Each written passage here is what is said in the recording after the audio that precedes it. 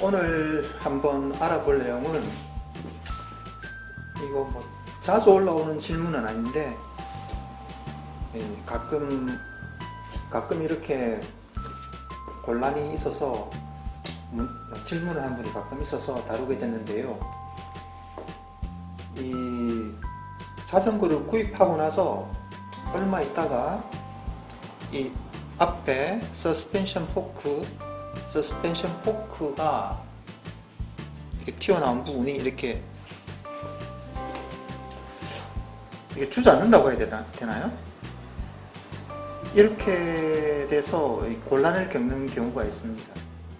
이런 경우는 이제 이 서스펜션 포크가 에어, 그 스프링 쪽이 압축된 공기를 집어넣어서 이제 그런 구조로 되어 있는 서스펜션 포크의 경우에 이 에어가 빠지면 이렇게 포크가 줄어들 수가 있습니다. 그래서 뭐 디샥도 마찬가지고요. 포크도 마찬가지고 디샥도 마찬가지고 스프링을 에어를 주입해서 이렇게 그런 구조의 그런 방식의 서스펜션 같은 경우는 그런 경우가 가끔 드물긴 드물지만 있을 수가 있습니다.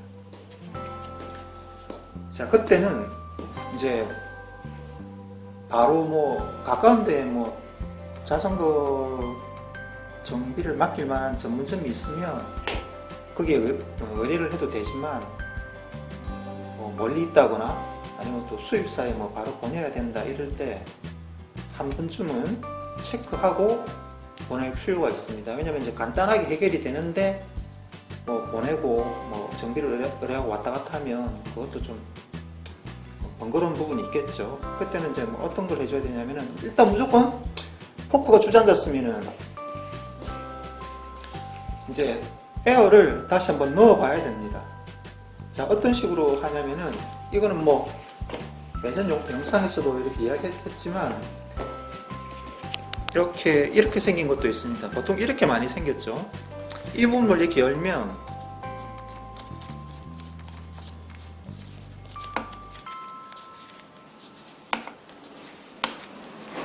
자, 이렇게 안쪽에 이제 에어펌프를 이렇게 결합할 수 있는 이렇게 주입구가 이렇게 노출이 되겠죠. 그래서 좀 장착해서 에어를 넣으면 되는데 이제 뭐 이 자전거 같은 경우는 캡이 이렇게 좀 자그마하게 이렇게 생겼습니다. 이걸 이제 시계 반대 방향으로 돌리면 뭐 똑같은 구조입니다. 이건 약간 돌출되어 있는데 이렇게 공기 주입구가 이렇게 있죠. 자, 이 부분에 이건 에어펌프는 이렇게 생겼습니다. 이거 뭐라더라? 갑자기 이름을 까먹었네. 생각나면 자막을 달겠는데, 자, 이렇게 주입구를 끼워서 잘 이렇게 끼워서 나사산 안 망가지게 돌려줍니다. 이렇게 돌려주면 끝까지 그랬죠? 바늘이 탁 올라오는 순간이 있죠. 그거 지나서 이렇게 단단히 이렇게 고정시켜줘야 됩니다.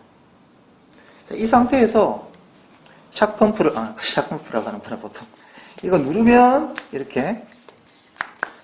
공기가 이렇게 더 주입이 됩니다. 그럼 이제 게이지가 이렇게 올라가게 되겠죠. 공기가 들어가는 양이 이렇게 표시가 됩니다. 몇 psi, 뭐 이렇게. 자기 몸무게에 맞춰서, 보통 이제 서스펜션을 구입하거나 자전거를 구입하게 되면, 뭐 서스펜션 매뉴얼에도 이제 라이더의 몸무게에 맞춰서 공기압을 얼마큼 넣어줘라 이런 게 있고, 또 세그라고 해서 자전거를 이렇게 체중을 실어서 딱 앉았을 때 포크가 어느 정도 자연스럽게 들어가느냐, 그걸 기준으로 해서 또 에어량을 이렇게 조절할 수가 있는데요. 각자 그 라이더의 성향에 따라서 타는 지형이나. 그런데 이제 뭐 보통은 이제 뭐 서스펜션 포크 뒷면에도 몸무게에 맞춰서 얼마큼 집어넣으라 뭐 이런 게 있습니다. 자, 그런데 여기서 공기를 빼 보겠습니다. 이렇게 공기를 이렇게 인위적으로 빼니까, 자, 주저앉았죠. 좀 전에 쓱 내려가는 거 보셨죠?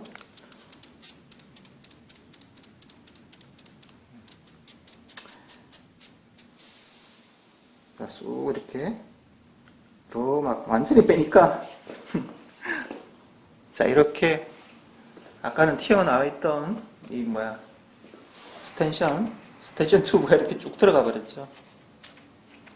뭐 이렇게 해서는 뭐 스프링이 없으니까 에어 서스펜션 포크는 이런 상태로는 자전거를 탈 수가 없겠죠.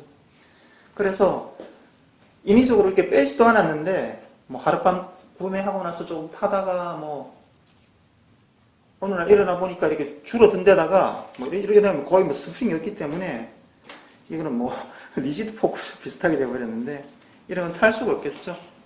그때는 뭐 이런 일이 발생했다 그러면 아까 처음 보셨다시피 캡 제거하고 다시 이렇게 물려주고 에어를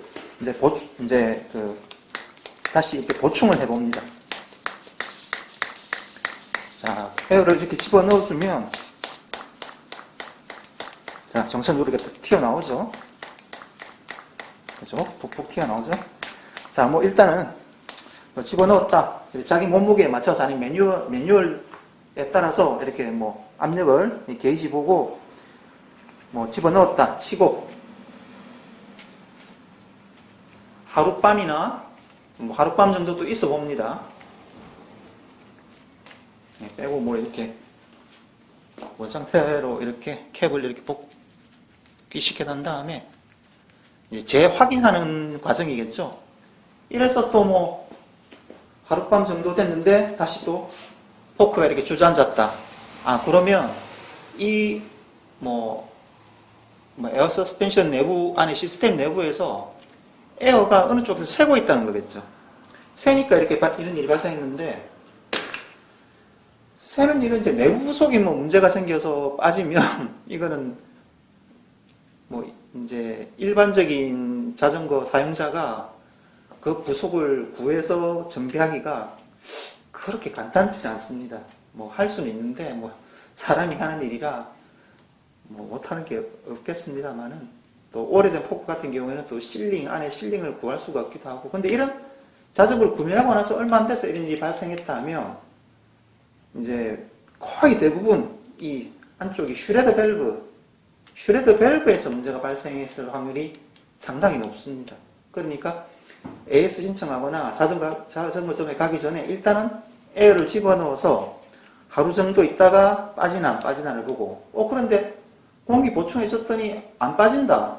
그럼 그냥 타면 됩니다. 그런데 하루 넣고 하루 정도 있으니까 다시 또 이렇게 또 헐렁해졌다.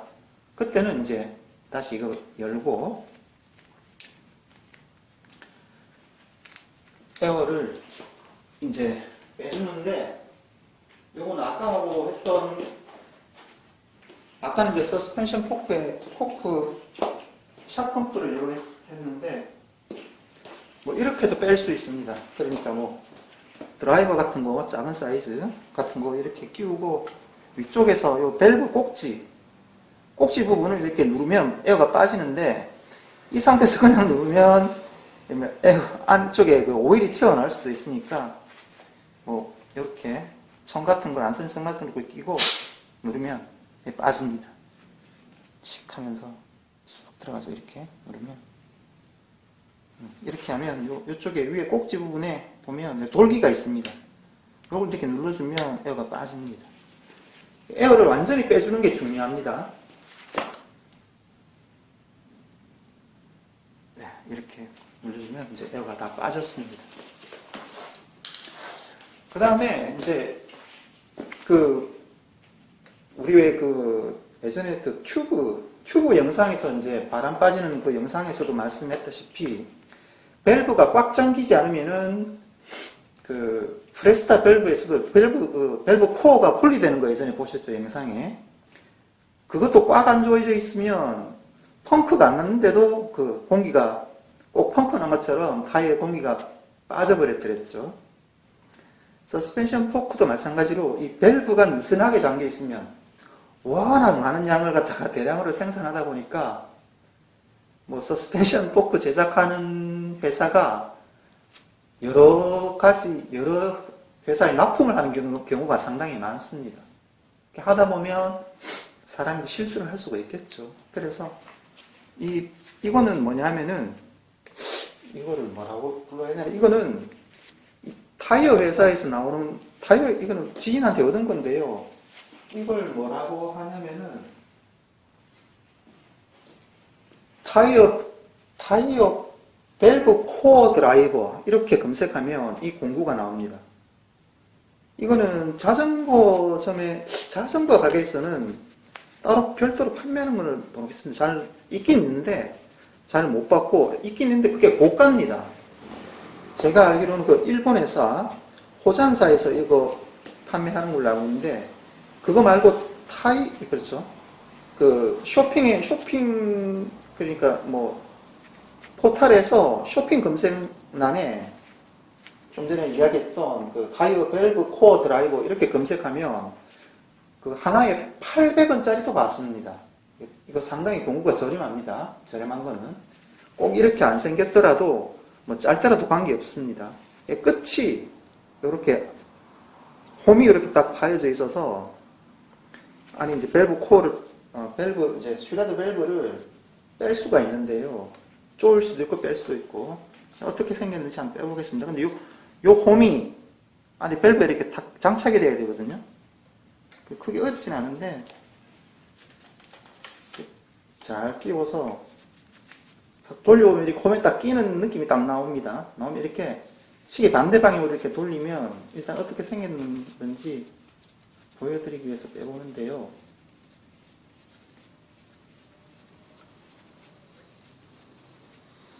자, 슈레드 밸브가 이렇게 생겼습니다. 자, 이렇게 생겼습니다. 이거 이제 이 부분이 약간 뭐 느슨하게 이렇게 가공이 안 좋아서 나사산이 가공이 정밀히 하지 않아서 그 사이로 공기가 샌다거나 아니면 이 밑에 하단 부위가 이렇게 리턴이 잘 안 돼서 또 그 기능이 잘 안 돼서 불량이어서 이렇게 공기가 빠질 수가 있습니다. 근데 일단은 처음 할 때는 이제 뭐 이것도 그냥 이렇게 단단하게 조여보시고 테스트 한번 해보고 그럴 수도 있는데 보통은 이렇게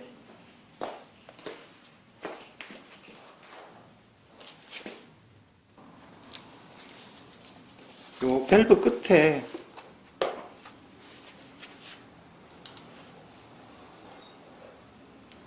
점도가 있는 이거는 지금 포크 그리스인데요. 점도가 있는 그리스를 살짝 요 나사산 있는데 하고 이렇게 코어 중심 부분에 이렇게 요거는 이제 뭐라 해야 되나 기미를 좀 더 잘 유지할 수 있게 하기 위해서 그리스를 이렇게 살짝 이렇게 도포해주고 이렇게 빼면 이렇게 생겼습니다. 이렇게 생겼습니다. 요런 부분에 그리스, 나사산 있는 부분에 위주로 그리스를 이렇게 살짝 이렇게 도포를 해주고 그러면 공기가 좀 덜 빠지겠죠. 기밀고 나사산에 이렇게 그리스가 이렇게 딱 이제 도포가 됐기 때문에 자, 그 다음에 이제 원위치를 시켜주는 거죠.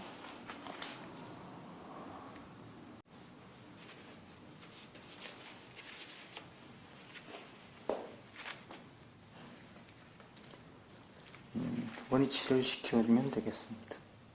이게 어떤 분은 이쪽에 이제 수도 파이프 이런 거 수도 꼭지 이렇게 교체하실 때 보면 그 하얀 뭐라 해야 되나 테프론 뭐라 해야 되나 그거 이렇게 나사산에 수도 꼭지 이런 게 수도 배관 파이프 이런 거 연결할 때 이게 발라주는 그 테이프가 있는데 그런 거를 한 바퀴 정도 감싸고 이렇게 작업하시는 분도 있긴 있는데 하여튼 저 같은 경우는 대부분 뭐 이렇게 그 그리스를 살짝 바르고 다시 단단하게 이렇게 조여주는 정도로도 문제가 대부분 해결됐기 때문에. 근데 이것도 너무 꽁꽁 세게 한다고 꽁꽁하면 안 됩니다. 망가질 수가 있으니까 적당히 돌려보면 느낌이 옵니다. 잠겼구나 안 잠겼구나.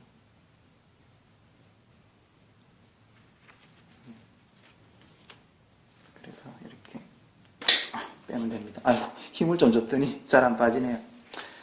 자, 이렇게 해서 다시 이제 결합한 다음에 아까처럼 공기를 주입하면 이제 작업이 우리가 이제 일반적으로 할 수 있는 큰 논 안 들이고. 자, 그런데 뭐 샷펌프는 대부분 보통 산악 자전거 입문하시면 이렇게 에어 서스펜션 쓰시면은 보통 있겠죠. 근데 이것도 필수겠죠. 뭐 이거 한번 넣자고 뭐 전기전 왔다 갔다 할 수도 없으니까. 이렇게 하면 뭐 다시 이렇게 정상으로 돌아오죠.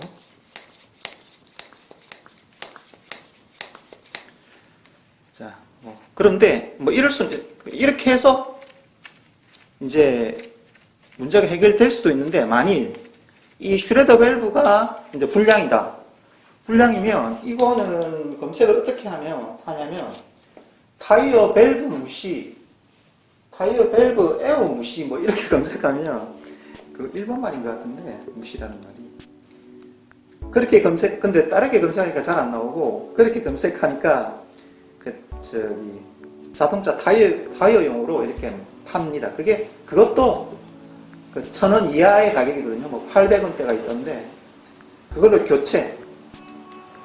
교체하면 또 밸브 불량이면 그걸 교체하면 또 문제가 해결되니까 뭐 그렇게 하는 것도 괜찮겠습니다. 일단은 이렇게까지 했는데도 이제 뭐가 문제가 있다 하면은 뭐 진짜 안에 내부에 피스톤 안에 내부에 에어 피스톤 내부 안에 무슨 뭐 부속에 마모가 있거나 아니면 불량이거나 뭐 그래서 그거는 뭐